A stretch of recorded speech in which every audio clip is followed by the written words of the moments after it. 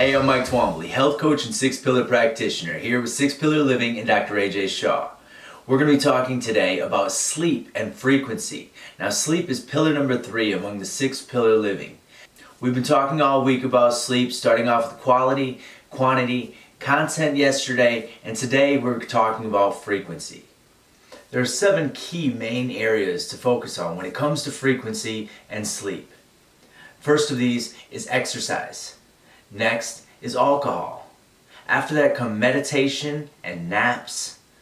And the 3 that follow are caffeine, sun exposure, and sugar. All of these are extremely important, and the frequency itself is determined essentially by the quality of sleep or the quantity of sleep that is available to us while having these in any given amount of frequency. Now, recommendations will be given, however, this is a personal choice as to how much or how infrequently you actually use any of these things in your life, and the relationship that you develop with them will determine the quality and quantity of your sleep life. So moving forward, we're going to start off with exercise. The frequency of exercise should be pushed for 5 to 6 days per week as an optimal amount of frequency. Time spent being about 30 to 45 minutes each of those days. Now, sometimes that's not going to be possible. Sometimes it's just going to be a situation in which you would like to work out, say, 3 days per week. Frequency is going to be a very individualized thing and something that you'll decide what your exercise schedule is going to be like.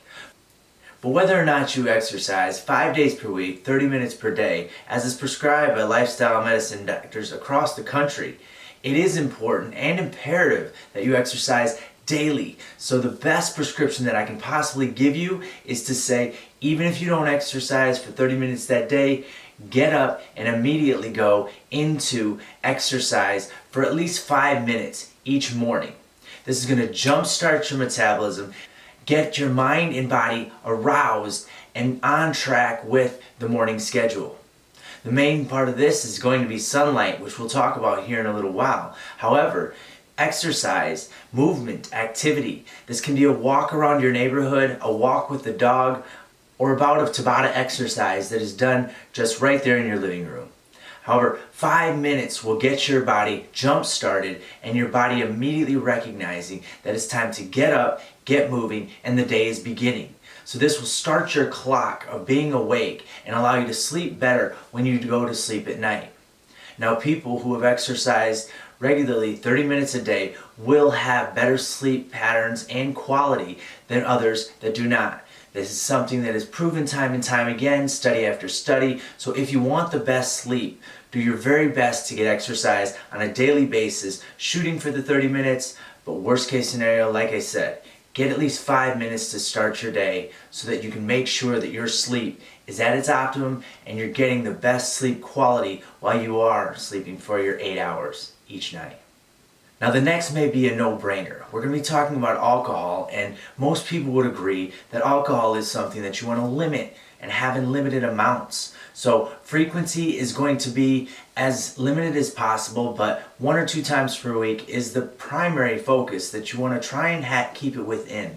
The main reason is that alcohol itself has about 5 hours in your body before it hits its half-life, which means that it's actually going to be half as strong in your blood as it was when you first drank and it first came into your system at 100%. Now, it can take up to 25 hours for the alcohol to clear your system, which means that no matter how early you cut off the alcohol in the day or in the evening, it's still going to be in your system, still being active and affecting the quality of your sleep. Now, this is something that doesn't go away over time.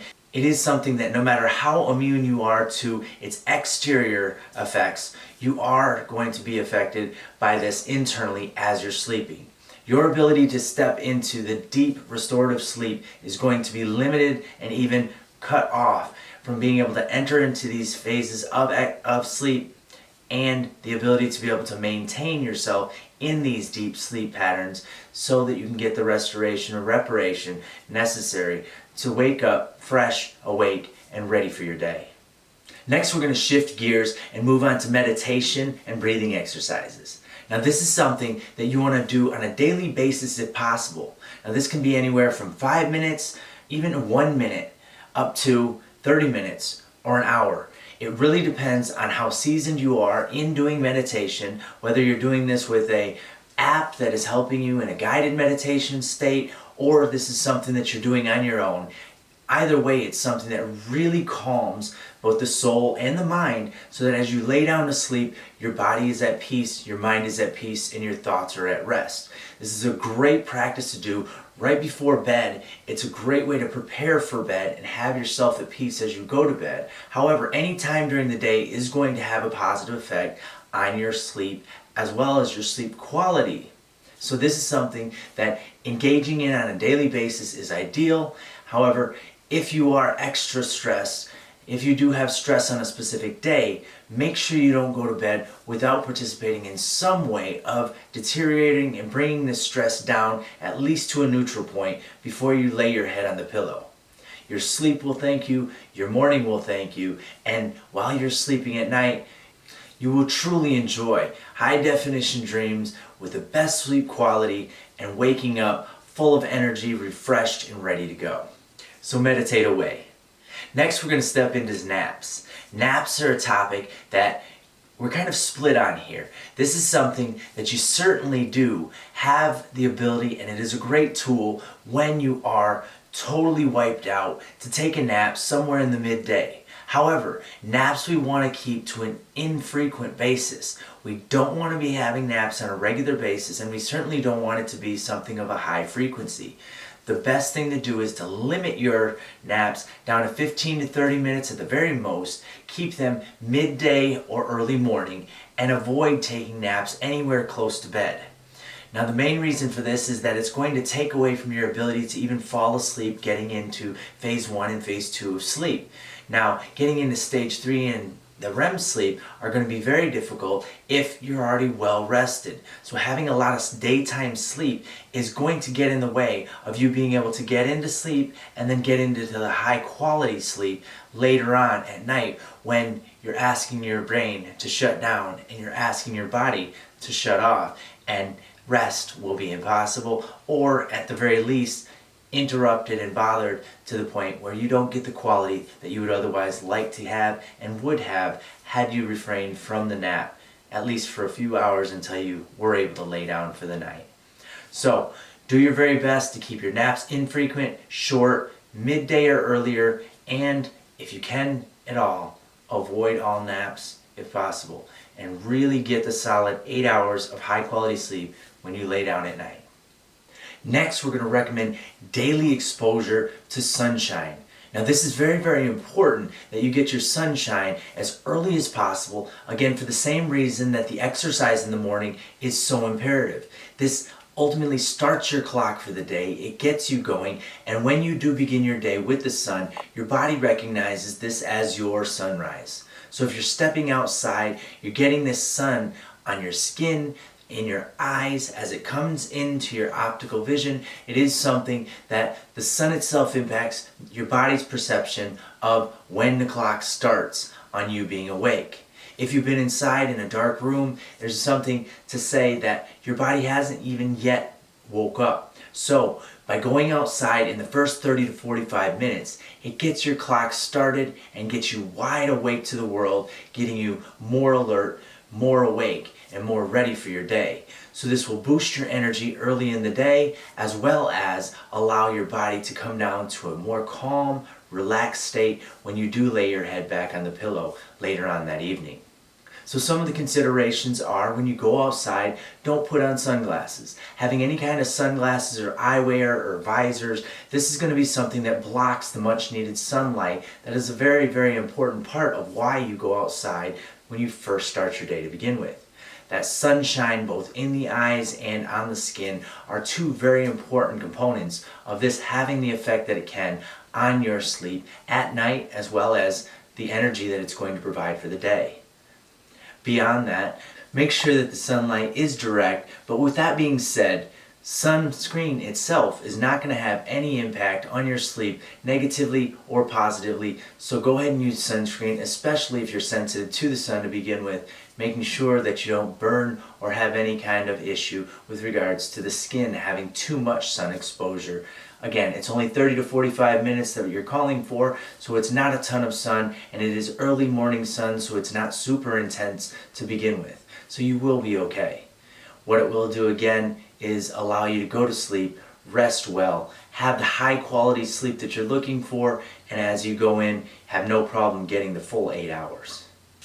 Next thing that we want to take into consideration is caffeine intake. Now this is something that I'm sure you all know, and it is common sense to most, so it's something that we don't have to really reiterate too much, that this is going to be something that you want limited caffeine. However, most people do have coffee in their day, and with that being said, it is something that we would like to try and do our very best to cut this off by noon. Reason for this is that we don't want caffeine to be coming in too close to our bedtime, because then it will affect not only the time, the quantity, the number of hours that we're going to be able to rest, but also the quality of the rest itself. And now, even with that being said, the half-life of caffeine is about 5.5 hours. 5 to 5.5 hours for caffeine means that if you were to cut it off, say at 5 or 6 o'clock, it's still going to be in your system as it's half strength by the time you go to bed at 10 or 11. Now that's a problem with regards to being able to get into your deep sleep in any time early on in your night, as well as the quality being interrupted as well, not allowing you to get into those deeper, more restorative sleeps. Now, caffeine itself lasts for a whole 9.5 hours when you take into consideration how long it actually stays in the system and takes to pass through. So the effects of caffeine not only are what its half-life can impact, but also what the full impact is and the full digestive time that it's going to take to get through your system, out of your blood, and beyond with regards to the after effects that it's going to cause to your sleep.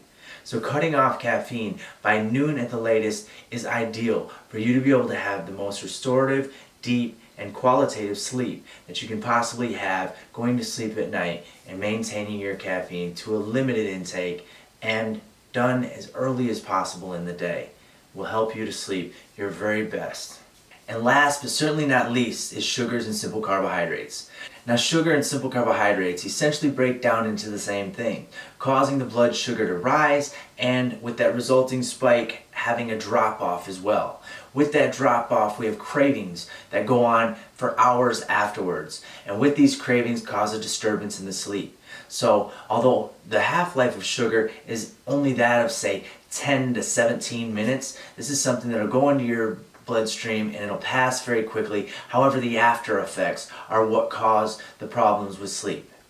Now, studies have shown that individuals with high simple carbohydrates and sugars in their diets on a regular basis have poor sleeping quality beyond just the hours that are disturbed in itself. Now that's very, very important, because getting into that deep restorative sleep like we've talked about with alcohol and caffeine and a lack of exercise or sunlight, all of these things are very, very important for being able to support or not have an interruption of our quality of sleep. And again, remember, we talked about this before, that with quality, if there is no quality, then you didn't get your 8 hours of sleep. Even if you laid in bed, had your eyes closed, and seemingly were asleep for 8, 9, 10 hours, you can still wake up having had no feelings of feeling rested, recuperated, and ready for your day. Now that's what Dr. Shah and I wish for you, and that's what we would like to see you to have in your days moving forward. So keep your frequency in mind when you're taking on these things that we're talking about here. Your caffeine, your alcohol, sunlight, exercise, your naps, your meditation, even your sugars and carbohydrates. Keep these things in mind and make sure your frequency is ideal and optimum for you to have the best sleep, so that the rest of your life is the best of your life. Dr. Shah and I would love to see you resting 100% quality all 8 hours every single night, so that you can wake up feeling your very best and having the best options and choices ahead of you in every day that you move forward. So you have a great day, a great rest, and make sure that as you step into this life, you live life and don't let life live you. We'll talk soon.